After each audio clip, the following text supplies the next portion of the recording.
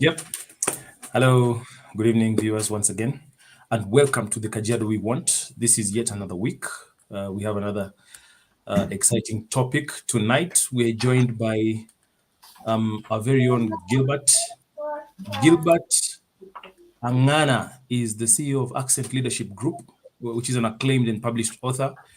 He's also referred to as Coach Gilbert, and he's received global and continental awards for his professional work and research over the years. So currently, he's among the top 100 power lists of global leadership voices. And Coach Gilbert is the host of the Innovative Leader podcast. Now, tonight, he's going to be joining us to have a very sort of deliberate and interesting topic. Do boys always have to be strong? We're talking about boys empowering the boy child. Who's this boy child? The new gender dimension. So do boys always have to be strong? Do they have to be brave? Do they have to be providers? And can they be sensitive too? Does the whole society empower only girls, or is the world made only for boys? Now, before I carry on, Gilbert, I know I've done you justice by this kind of introduction. I'd like you to introduce yourself. Then we can dive into the Q&A. Karibu. Thank you very much, Jack. I think you've done justice. That's really a brief overview of who I am. Basically, if I can just put it in a nutshell, is if I can define myself, is I'm a person then who help leaders, help individuals to really understand how to influence beyond their position of authority. So, and I do this through coaching, I do this through teaching, I do this through consulting on leadership areas.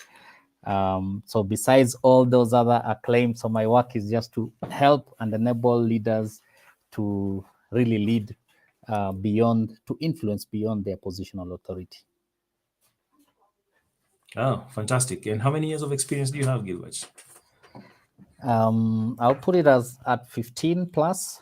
Wow. Having also just been in the corporate space for quite some time, and then now I moved into private practice where now I'm doing consulting in leadership. Okay, great. So tonight, we want to really understand the space of the boy child. So who is this boy child by your own definition? In this country, I think having dealt with or having lived in this country long enough all my life, basically, I have been dubbed a boy child. I've grown as a boy child, as have you, and so many others. And I think to some extent, there are people who are still progressing, calling themselves or being termed as boy child way beyond 40 and above. So what's the classic definition of a boy child in your opinion? I think, as you put it, a boy child is majorly like an acronym that then uses, it's a nice way to define who a man is at whatever level, either from a young age all the way to an adult or even an old age perspective. So boy child basically then showcases us as men, the male figure. And of course, then in many conversation, you find that it's more discussed from a point of the youth going downward. So then this means that somebody who is possibly below 25 all the way to when they're in primary kindergarten. So then that becomes a classical definition in terms of focus. But from just a holistic view, then a boy child is any male figure at whatever age they find themselves in. Yeah, fantastic. Now, in this day and age, would you say the boy child is endangered? Is he thriving? Is it popular? What's the trend? What's the tangent between, say, the baby boomers age, the millennials, to now the Gen Z? What's the tangent of the boy child? Okay, and that's a very interesting question.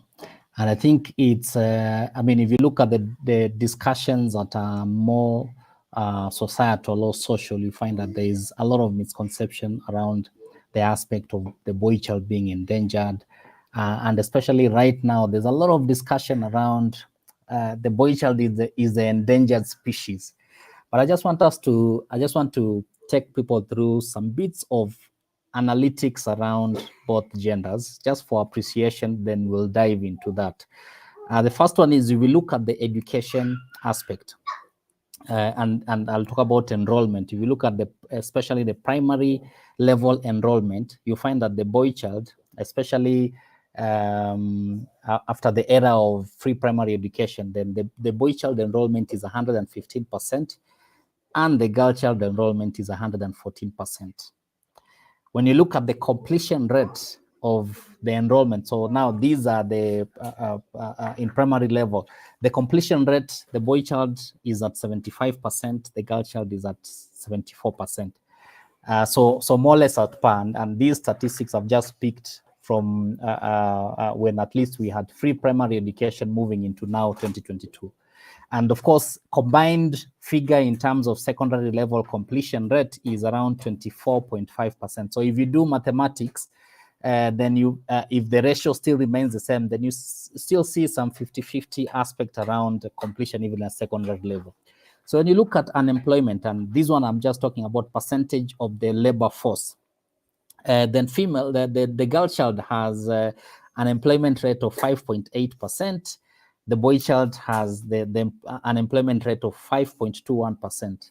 So if you look at that, you can see still the boy child is really pretty doing well, even in terms of unemployment. When you look at the labor force participation, and this labor force participation means these are active citizens in our country who are critical in terms of active engagement. They might not necessarily be employed or unemployed. It's a combination of both, but they are active in terms of development of this country. Then 49.7% are the girl child, and the male child is 76.06%. And we can go on and on. When you look at access to resources, for example, land ownership, you find that the boy child has an advantage over the girl child. Access to credit is the same. Political representation, we know we are at 21.79%.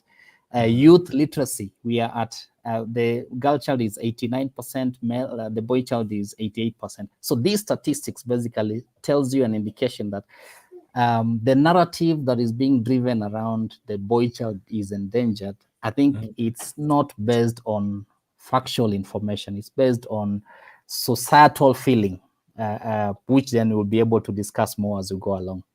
Okay, great. That's interesting, because when you look at places like the prisons, there are more men than, but there is more of the boy child than, the girl child. If we look at where certain industries, when you come, so you've just talked about employability. Border industry, which is part of the hustler narrative, say about 99% is boy child, right? Now, when you look at job categorization, I know you've termed as if, boys and girls are almost at par.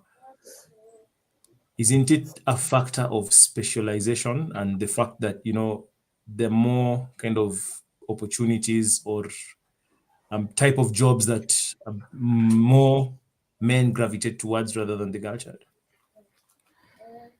I think if you go deeper, I mean, the statistics that I've given, it's high level statistics, and then to give us an appreciation that things are not that bad for the boy child, but there are critical issues that needs to be discussed for the boy child that then we can deep dive into. Because then if you look at specific sectors, then you'll find that definitely there will be some disparities around the boy child and the girl child in various areas. But generally is the boy child ideally is not endangered. So the aspect of endangered is to make us feel voyeur on things that are not necessarily supposed to be voyeur, but there are critical issues. If I can mention for the boy child, what are the issues, for example, that are ailing us as the boy child? And there are many issues, but I just want to touch on critical ones. The first one is around the health risks, because then, because of our nature of involvement and the kind of work that we do, and of course the societal pressure in terms of ensuring that the boy child is the one really who needs to take care of the family, then in terms of health risks, you find that the boy child is more exposed to health risks as compared to the girl child. When it comes to violence and crime, and that's where you talk about now the prisons and so on, why they are more male and so on, is because there's a lot of pressure in terms of, and this is from a traditional perspective, that the man is like the provider of the family. Right. So then comparing yourself as a boy child with some of your friends who are doing well and so on, sometimes can lead us into venturing into unethical things, and this is not necessarily hard crimes, but even now, even us at this level, you find that we go into an ethical aspect around fraud and so on, that then will create some avenues that will put us into issues. There's a lot of violence and crime, and violence also then creates the domestic issues that we see around gender-based violence, around, of course, more male are driving that aspect because of the pressure that we have as a society. Then there's a lot of also aspect around drug and substance abuse. And of course, this talks about, and I'll talk about it in terms of then where is a boy child venting out their issues.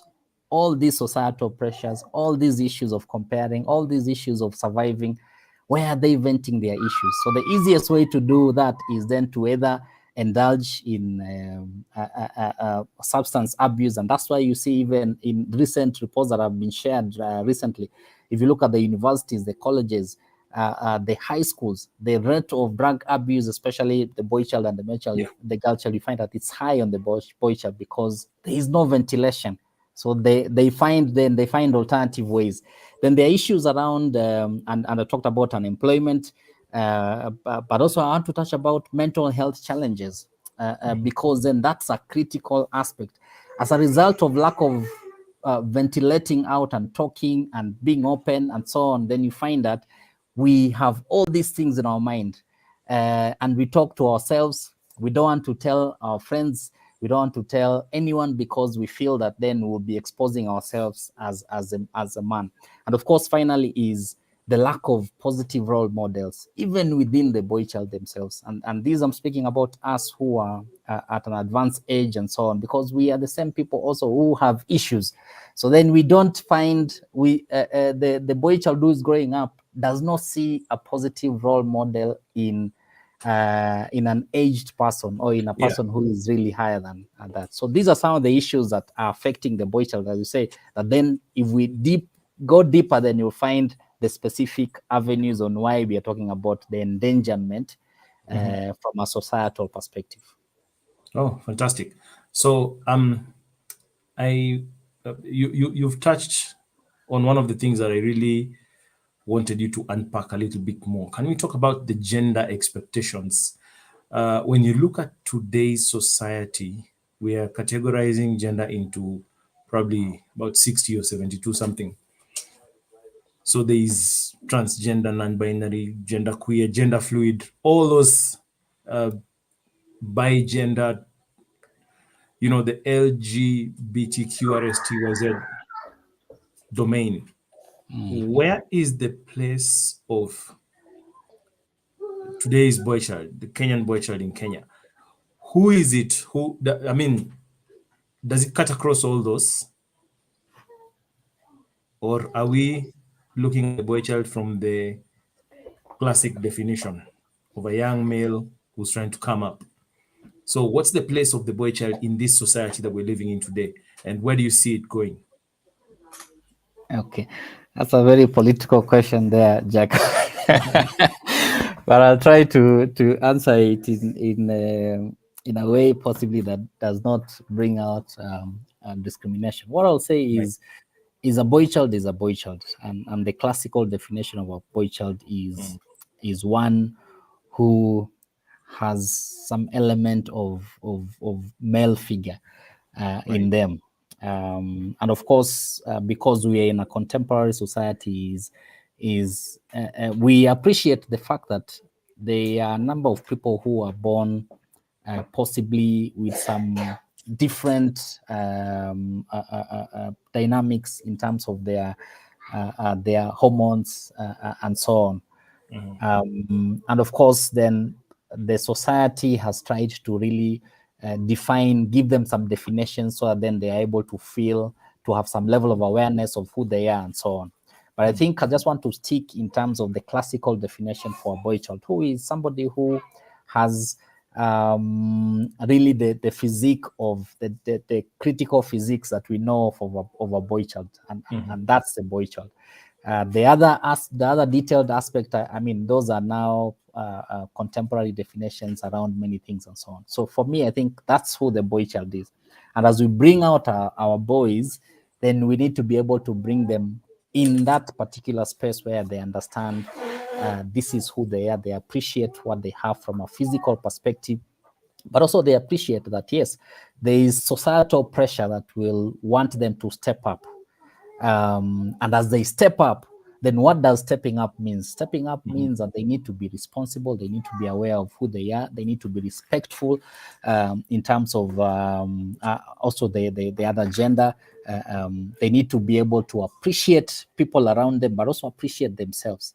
And I think once we have this in place, I think we'll be able then to bring up a boy child who is 360 and not only feeling the pressure in terms of their space in the society, but also has an appreciation that they have feelings as male. And if you go to, I mean, if you look at stories in the military, by the way, if there's a place where people cry, genuine cry, is in the military. So I'm wondering why in our society, when of the military, we in most cases are challenging our boy child not to cry, not to express their feelings. But when you go to the military, you'll be able to see people crying. You'll be able to see people expressing their feeling in a genuine way, because then they understand that the people around them they have their back. And I think that's the space that we need to be able to bring the boy child, that to appreciate and understand that we have your back as friends, we have your back as your parents, we have your back as your colleagues, and you can express yourself and will not judge you. Fantastic. So in your opinion, would you say taking boys through some military sort of training regime is a recommendation that you'd make? I mean, if you look at, I think some time back, and I didn't go through that system. I think people used to go through, what is this NYS, Right. as part of really the basic really growth structure in terms of maybe academics or something, or technical abilities and so on. And I look at some of my uncles who've gone through that system, and I see them, and I see people who are able to express themselves. Like, I can tell you that I have a friend of mine, one of my uncles who's a very good friend of mine, and he actually expresses himself, and he's the one who we've grown up with in terms of really like a father figure to me, and he's been able to support me in terms of really expressing myself and my feelings and so on. And I think that's the space that we need to be able to challenge the boys, even as we allow them to grow, that there's a space for you to express your feelings, but not necessarily a feeling of complaining, of crying without reason. But when you feel like you can cry, and I can tell you many times that I've cried personally, you'll be surprised. Yeah, I actually find that funny. But yes. I think you're right. So there's a question here. Is it possible, as girls get sanitary towels in schools, boys should also get things like innerwears or something to make them feel part of the society? Because there's been a lot of campaign on the girl child, which is okay, but is it possible for us to have certain campaigns that target the boy child, or are they there? Can you talk to that?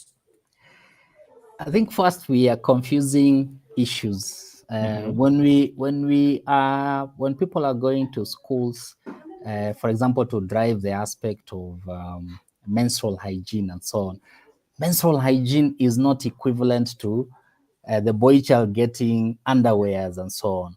I mean, I think those are two different issues. Menstrual hygiene is a natural process. Yeah. And if you go to some of the deeper parts on our countries where there's a lot of poverty, you'll see the issues that are there, where people are using, the girls are using things to be able to really support themselves into that process. And then you'll be able to realize, I mean, as a man going to school without underwear is not the same as a lady who is going to school and they are in that space. I think those are two different issues. So I think it's that's not very well comparable. answered. Yeah, it's not comparable. But there are issues that we can do to empower the boy child. And I just want to maybe touch on a few high levels. And the first one, which is the biggest critical aspect, is positive role modeling for the boy child. Right. I mean, today, Jack, look at some of the major towns that we have.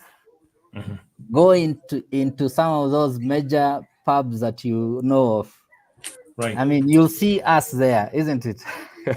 I don't know them, but yes, I'll take your word for it. So Yes. then what are we telling? What are we telling? And you'll see us even in wee hours. I'm not saying it's bad to drink for those who drink, but even in those wee hours and doing some of those things. So what are we telling the boy child in terms of role modeling? When you look at some of the crime, as you see, the boy child is the one, if you go to prison and so on. Where is the role modeling there? Why do we have more men in prison doing a lot of these things? Where are the role models? And I think that's a critical component for me as number one. The number two is to encourage open communication, because that's also where the challenge is, because we go through issues. I mean, we are all in this life and life has issues, and the boy child also faces their own unique issues. I mean, it's to find that safe space for them to be able to communicate openly and to encourage them as much as possible to share their issues openly without victimizing them, without really making them feel as if they're failing or something, but they can fail forward. Then the other aspect is to challenge them on this aspect of gender stereotyping, that now they feel that they have all this responsibility on their shoulder. I think that's more of a contemporary stereotyping, because if you read the Bible clearly, you'll realize that even in the Bible, the girl child was still doing a lot of support and doing and many things that the girl child was doing to support the male. So this aspect of that the male is everything. Then we even now, when you go into a family now, you find that the girl child is now putting pressure that you are the one who needs to support us and so on. I think it's more of we've taken it a notch high in terms of putting much pressure to the boy child, and then also to support in terms of mental health aspect. And of course, this then touches in terms of our awareness, in terms of our empathy, in terms of our engaging, providing platforms where the boy child can understand who they are. And these are some of the critical things that we can support in terms of empowering them to really express and come out as the people that we want them to be in taking their space in the society. Oh, wow. Yeah, that's quite interesting. And so when you talk about gender stereotyping, there is also this assumption that things like gender-based violence are meted out principally, it's one-sided, right? So there's a question here on matters GBV, gender-based violence. Do we have awareness that men also go through this, and do we have support structures where men can actually go and have an outlet and, as you're saying, cry it out? Do we have such spaces, safe spaces? I think they are a few, and that talks about now the aspect of, are we role modeling in the right way? Because role modeling also then means that we provide opportunities where also men can be able to vent out and be heard in such a space. And for sure, I mean, if you look at some of the, even just on the media, when you see some of the conversation around the boy child, you can see that there's also violence, gender-based violence on the other side, and today it's actually even prominent. I can tell you that if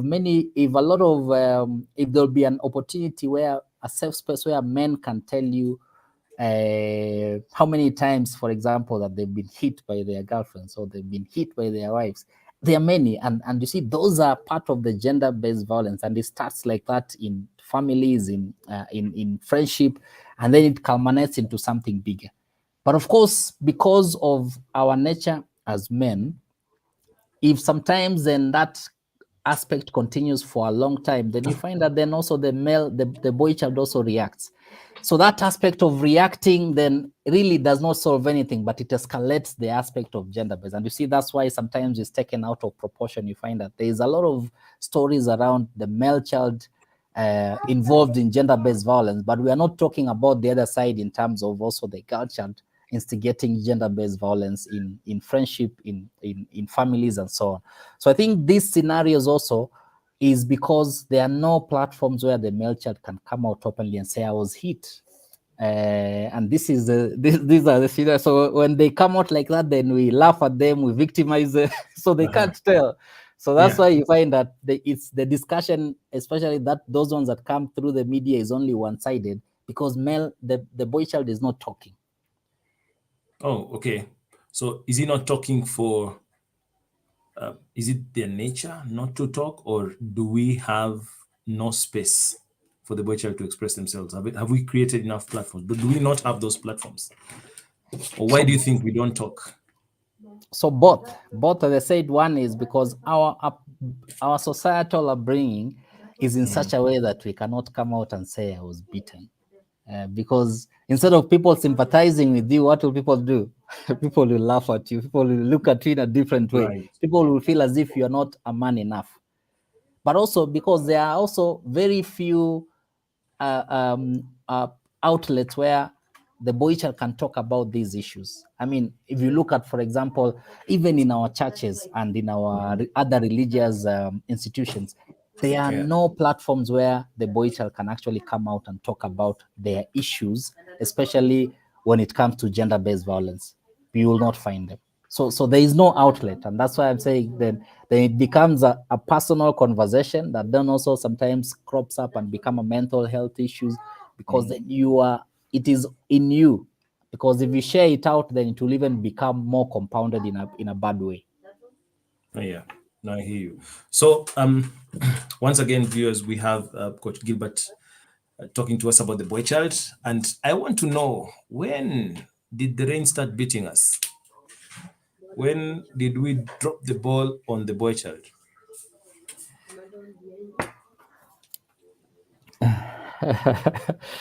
I mean, for me, who is a Christian, for example, Right. I will tell you that this is not something that is new. Especially on the number one aspect that I talked about in terms of role modeling, it's not something that is new. If you read the Bible, it talks about conflict between the father and the boy child. And Yes. these are conflicts during those times. So that has actually grown. But also, if you read the Bible, you'll find then solutions on what is the way forward. And what is the way forward is for us as the elderly male or the elder boy child to be able to then provide avenues for mentorship, for role modeling to the boy child who is growing up. And that then is the only way that we can be able to ensure that we enable them and empower them to understand, first of all, to have an awareness of who they are, to regulate some of their emotions that are more toxic and will result into them coming out in a bad way, but also to appreciate and have empathy, especially on the girl child, that they are not here to compete, but they are here to complement us. And also this then needs also to be able to the discussion also needs to also really be driven also from a girl child perspective, for the girl child to understand and appreciate the male the boy child, and not to be able to put excessively societal pressure that are more mythical as compared to, the reality is the boy child and the male child, somehow, if you put it in whatever way, that they're supposed to complement one another. there is a specific role as a result of the physique and the emotional aspect of the culture that they need to play, but also there is a role that the boy child needs to play in terms of taking up leadership, taking up ownership, and also allowing the girl child to complement and build something together with them. So once we have this understanding and we keep on doing it, we keep on mentoring, providing platforms for mentorship, providing platform for role modeling, providing outlets where the boy child can be able to speak and share openly, then we can be able to support the boy child well. So the rain started beating us long time ago, and not it's only that now for the girl child they have provided all these things that we're talking about. They are more now visible on the girl child. There are a lot of empowerment programs. There's a lot of mentorship. There's a lot of structures in terms of supporting the girl child to understand who they are and take up their space in the society. So we feel scared because the girl child has been provided with those structures that we need to provide for the boy child, and we are not. Instead, we want to fight and talk about us being endangered, yet we need to create those platforms for the boy child. Interesting. So I'm just thinking back when we talk about when the rain started beating us. A boy child's life cycle starts from, the womb. What's the role of a mother? What role does she have to play to make sure that she's serving out the correct kind of boy child? Because when you look at society today, so many homes are being brought up as single family households, right? And most of them, it's the girl child who's leading these households. So a girl was impregnated by somebody, got a kid, and she's providing everything. So the perspective of, say, a male figure within that household is largely missing. Okay. What's the role of the mother in shaping this boy child? Because the reality is that there are so many young men who are being brought up by single parent households, and it's principally the moms. What advice would you have for them?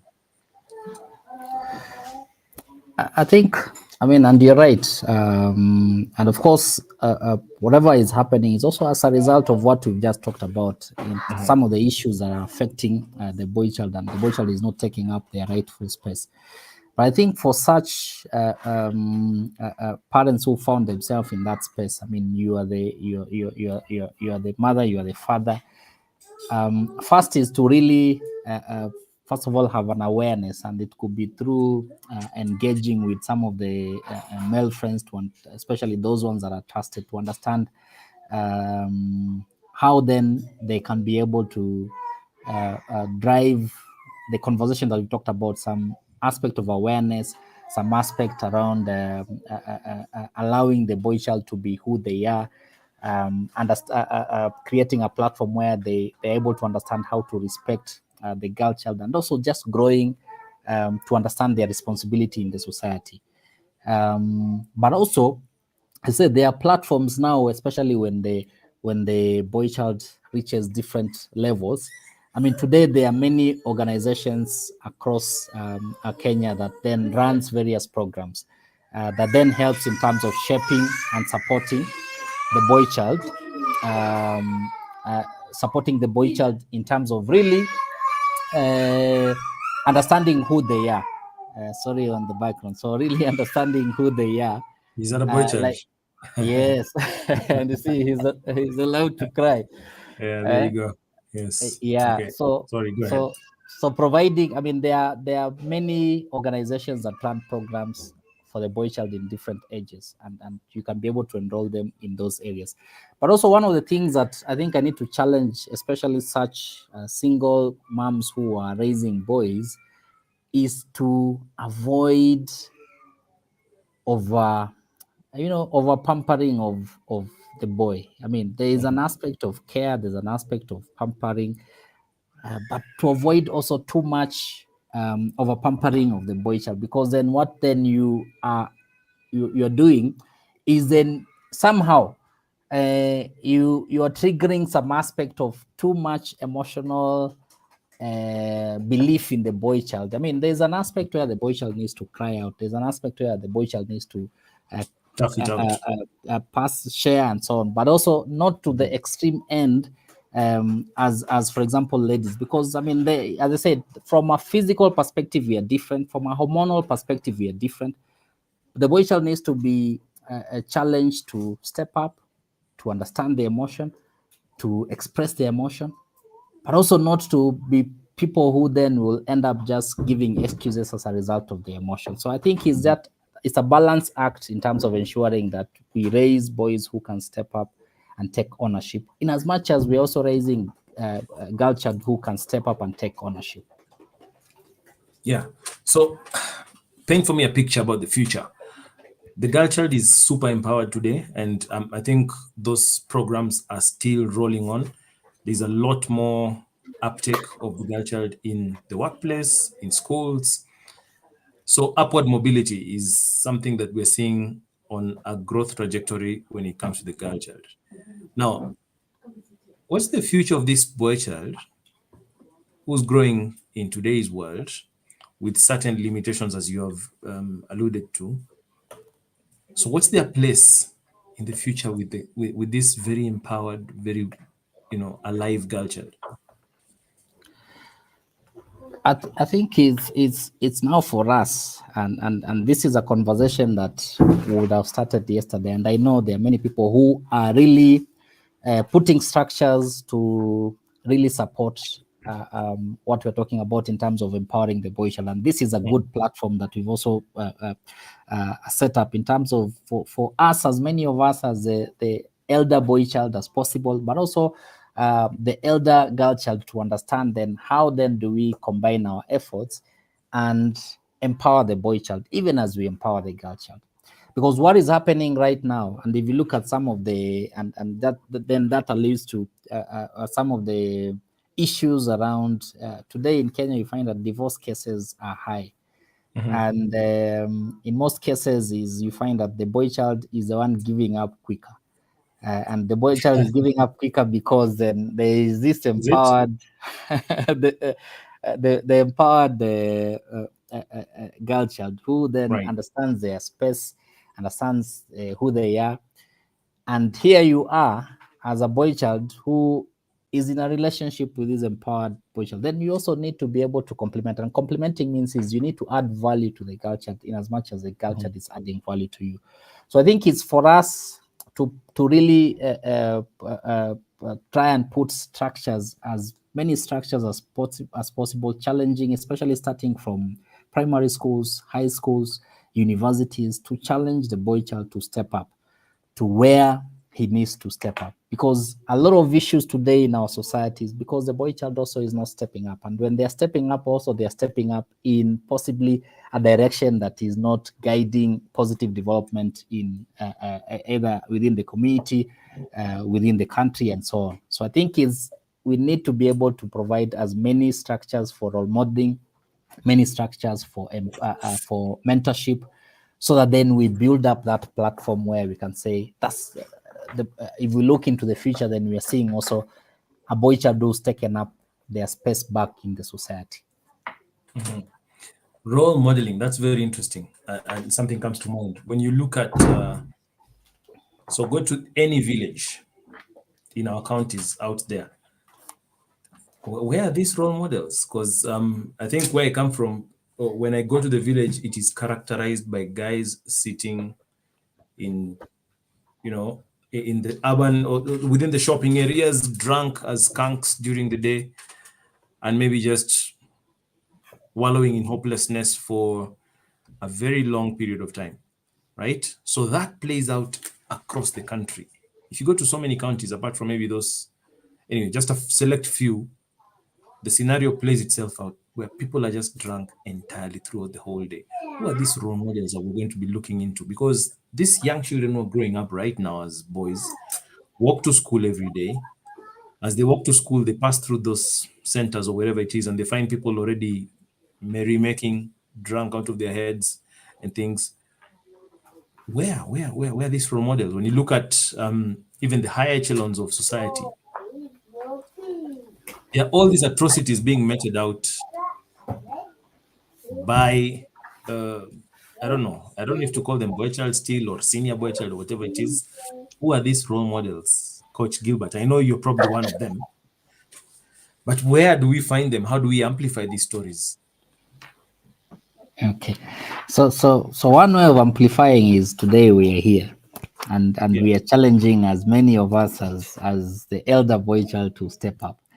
And I think for any elder boy child who is hearing us today, I think we are speaking to them first that they need to step up. I mean, today we know what is happening, what has been happening in Central Region, for example. And we know the statistics around alcohol and drug addiction that has been shared in our country today. Yeah. And majority of those ones are who? The boy child. You Yeah, of come course. to, I mean, we talk about them in the villages and we talk about them and we paint that picture and we feel as if the village is the worst place when you look at that. But if you come to the city, It's even worse. we are just what it's like Replica. a replica, but just in a sophisticated way. Right. Yeah. If I That's can say. correct. That's So correct. it's the same. So I think it's for us to understand that and say, yes, there's a place for us to have fun. There's a place for us to indulge, but there's a place for us to understand that we can challenge a boy child to indulge safely, to indulge with awareness, if they have to, and to avoid excessive, especially drug use in whichever way. Indulgence. Yes, and you see that's a conversation that you can only have, especially as an elder boy child, if you are in control of yourself first, because you can't have that conversation with a boy child who's growing up, yet you yourself you have the same issue that you're Yeah. battling with. So I think it's for us as the elder boy child to step up and really be the role model. And the role model, first of all, is for me to say, to tell people what I do, not to tell people to do things that I don't do. And we've seen it in many families where you find that the father is telling the children, don't do this, but what are they doing? The children are seeing them doing the same thing. So you're not role modeling. And I think that's the discussion around us as a male figure to role model and then provide, because it is through role model that is a direct impact on mentorship, even before the Right. conversations around mentorship starts. Yeah. Yeah. I think that's a very well thought out answer. Yeah. So, viewers, we're talking to Coach Gilbert tonight about the boy child. So please subscribe to our YouTube channel, the Kajiado We Want. There are a lot of talks that we have each and every Wednesday, and these talks are actually brought out of interest and topics that are given by our membership. Now, Coach Gilbert, I'll go back again. I want to circle back, and there is a question that's been asked here by one of us. It seems that a girl or that girls are taking more leadership roles and they're taking up more white collar jobs. The boys are slowly letting go. So, what's the way forward here? And then the other question is, how does a less empowered boy child affect an empowered girl child within a relationship? Okay, so first I'll tackle the first. And the first one we've talked about it. I mean, Yeah. we've talked about it and we've looked at the statistics and we're saying, you see, those are myths. There are Mm. specific job types that you find. Yes, there are more girl child here than the boy child, and vice versa. Yes, of But in course. terms of saying, I mean, that statement as is, it's actually just a myth, especially based on societal conversations that are not based on facts. Mhm. Because if we go deeper into the facts, you find that the boy child is still, if we look at empowerment from an empowerment, the boy child is still empowered. Right. Look at even organizations in terms of their jobs. Today, we are still struggling with at least even a 50-50 balance at board levels. Yeah. Look at, for example, the CEOs of banks in this country. How many are female? How many are male? Telltales. Yes. Insurance, the same. Go to whichever other sector that is dominant in our Politicians. country. I mean, so we can't say that we are at a space where we are endangered yet, if I can put it that. So I think that conversation around endangerment is just the boy child feeling way out of the things that we are not doing. Yet we need to be able to put structure so that we stop feeling that we're endangered. We put structure that will support the boy child to take up their role.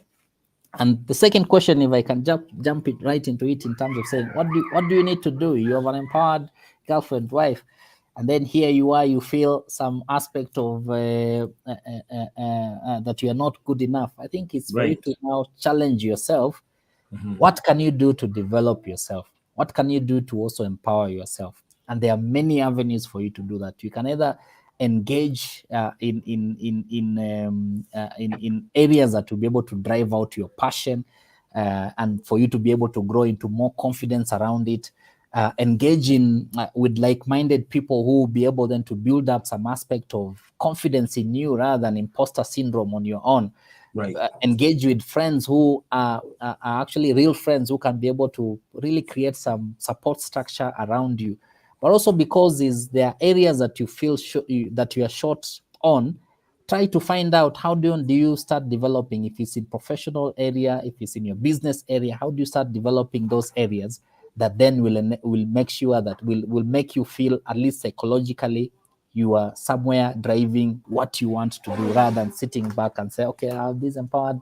And by the way, you realize that the people, a lot of people who have empowered ladies, they are even actually, if you find a way of supporting your wife, your girlfriend better, who is empowered, then you find that there is even more cordial relationship. But when you find a way of feeling like you are imposter syndrome, then what happens is then you are creating issues. So you'll have conflicts. You'll always see, your wife or your girlfriend is feeling like they're on top and so on. So you see that, no, that is more from your own individual awareness, rather than looking at the areas that you need to develop to build up your confidence, to build up your psychological safety in your mind, and also take up the ownership of the areas that you need to be able to take up. Yeah, great, wonderful. So when do we stop being boy child? When do we transition, and what do we transition to, actually? we never stop. We never stop. There's no transition. I think the transition is when you're looking at a boy to a man to really now an elderly man, with assuming that when you become elderly that you have more wisdom to it. And I think that transition is more about maturity of your wisdom, your knowledge, and understanding. And as you grow older, as you grow into a man, as you go into a responsible man, then the assumption is, when you take ownership of yourself, when you have proper awareness, when you have proper structure to support yourself, then you'll be a responsible, active citizen in the society. You'll be a responsible man in your family. You'll be a responsible man in the community. And I mean, and that's what, for example, for the male child, in terms of just psychological safety at the end, you want to grow older knowing that you've actually done your part in the world. Yeah. So when you look at the demographics, Coach Gilbert, demographics, so teenage boys, teenage girls, young ladies, young men, mature people, adults, and then the elderly. Who poses the greatest threat to the boy child?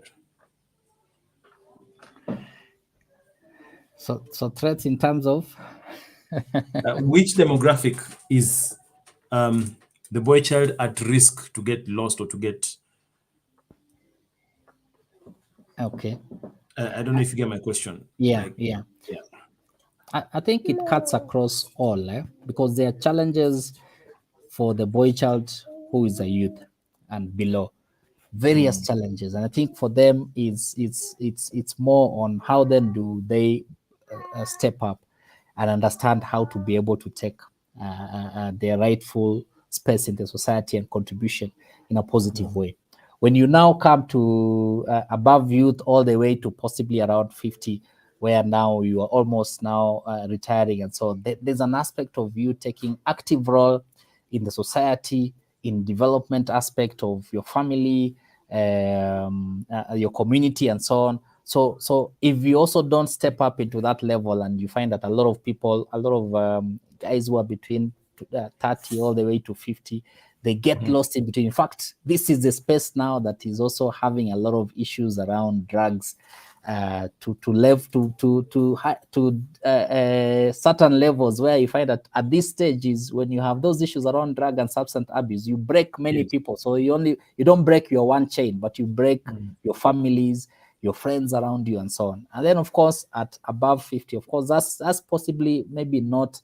I would say that is the less, if I can put it in terms of the weighting. Maybe that's where there is really nothing much you can hang on if you didn't hang on the earlier part. So there you're just waiting for you to meet your maker at some point. Going to be at But least. at least when you know that you've done something, especially when you know that you have been on a positive momentum at 50, you find that people are actively engaged in even bigger growth development in this country, in the community, and so on. So that's the space. But if you sometimes, for people who've given up, so you find that that's the space where then they quickly just give up and they just wait for them to be able to go on. Yeah, so fantastic. I mean, if I can say, there is no space that is actually, say, better than the other. We have critical challenges in all age groups for the boy child. Wow. Okay. So it's best to just provide programs and interventions at every age group. Yes. For example, Jack, if today, I mean, imagine if today you just break down and you mess up. You see, you're not messing yourself up first. You're messing a chain of people. I have a whole ecosystem. Yes. Yes, so it's even more riskier for you to break down at this age than you rather break down at a younger age and then collect yourself up. You still have time to collect yourself up to this age where we are. Interesting. So you've actually debunked one of the myths that I had in my head, that the boy child is endangered, because I think that is something that we've actually debated with our team here. It is only, like you said, the fact that the girl child has been super empowered that the boy child feels a bit threatened, but there's really no real threat. It's all perceived, right? Yeah. Now, parting shot, what is the future of this so-called boy child, given that times are hard, uchumi ni mgumu kweli, yani kwa sasa watu wanakutegemea, we have black tax, it's an African country. What do you see as the future of the boy child project? So in 2030, we're saying we're going to be 65 million Kenyans. We're now at 55 million Kenyans. So that's an additional 10 million people, right? Yeah. What is the future looking like if you wear your sage hat? Ukipiga darubini namna hiyo, uona boy child akiwa wapi in the next 10 or so years? Yeah. So for me, I don't think, as I said, I don't think we are endangered yet. But if we continue possibly on the same trajectory that we are, somehow we will be endangered possibly when you talk about 2050 and beyond. Especially, we know the population of the girl child is growing. Even in our country, the population is higher than the boy child. And of course, Is that a fact? yeah.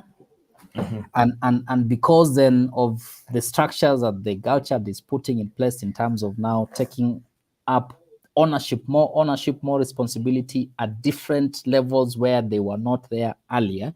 So you'll come up in 2050 where we will be talking for real about 50-50, or even now the girl child has actually come up better in many of those occasions that were male dominated initially earlier. And we've seen that in many spaces. We've seen that in tech, although progress is not yet. We've seen that in many other areas. So that trend is going to happen. But I think it's not about the numbers. I think it's more on the quality of that balance. If the more of the boy child then is empowered, also is challenged, has more awareness to understand their rightful place in the society and how they can be able to complement with the girl child, I think that's the space that we ought to be as a country and as a world, and not necessarily to look at it in terms of numbers or in terms of percentage, but in terms of the quality of who the boy child is and who the girl child is, because the numbers will shift whether we like it or not. Those numbers will shift, but then what's the quality of the relationship that will be able to be there at that particular time? Hey, couldn't have put it any better. Thank you very much, Coach Gilbert. In 1 minute or less, what do you do in your space for the boy child? I do many things. In Yes, fact, so go ahead. for me, I think if you're a boy child out there and you would want some support in terms of a sounding board, a mentor, a coach, I mean, reach out through my website. You can go to stepofreak.com, or you can search me on Google, on whatever space. Let's chat. Let's see how I can be able to. I've provided open spaces for many boy child in terms of mentorship. In fact, right now I have almost over 20 boy child that I'm actually mentoring directly. But I also run programs occasionally in schools, in primary schools, in high schools, in universities. Like right now, I've been running a program in the East African University here in Kajiado on a leadership program. Of course, it touches across both, but there are more boy child in it than the girl child. And many things around it. So, but also most important is really providing that sounding board where if you want to have a conversation about anything and everything, reach out and we'll be able to have that discussion.